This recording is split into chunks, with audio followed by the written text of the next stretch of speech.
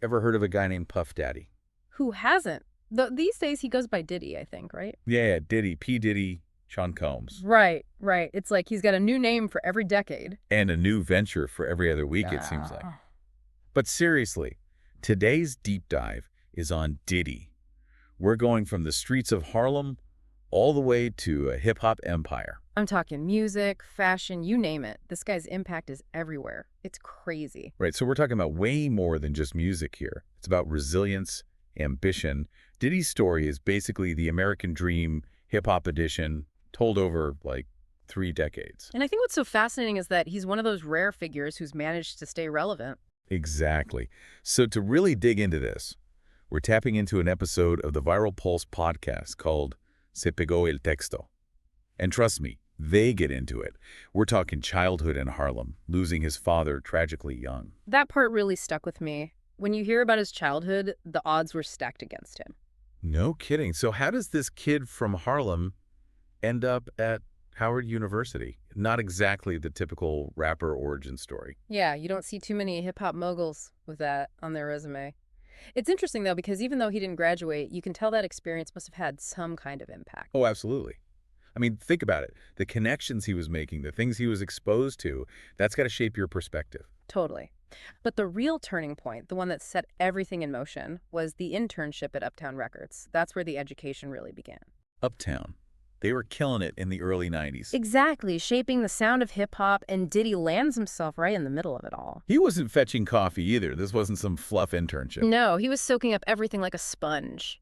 He wanted to learn every single aspect of the business. And you know what they say? You want to learn something? Do it yourself right.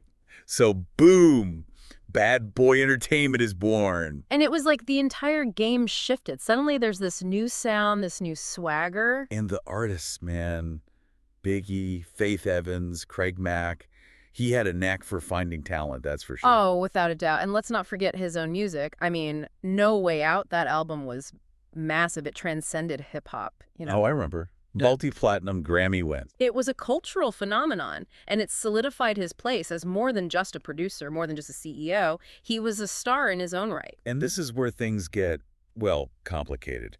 We're talking about the peak of the East Coast-West Coast rivalry. A dark time for hip-hop, no doubt. The deaths of Tupac and Biggie.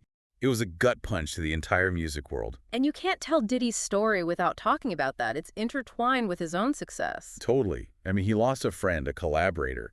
And in a way, it felt like the whole industry was holding its breath, wondering what would happen next. And what does he do? He channels that grief, that energy, and just keeps building. Sean John, C-Rock. Exactly.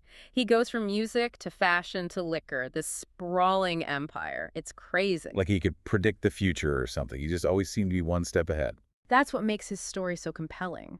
It's about resilience, adaptability. And through it all, he's a father. He's navigating relationships, constantly in the spotlight. It makes you wonder, how do you deal with that kind of pressure, that level of scrutiny? Right. It's like, what is it about Diddy that allows him to not just survive, but thrive when so many others falter? That's the million-dollar question. We can speculate all day, but at the end of the day, he's still writing his story. He's still got us all watching, that's for sure. Exactly. And you know, that's probably exactly how he likes it.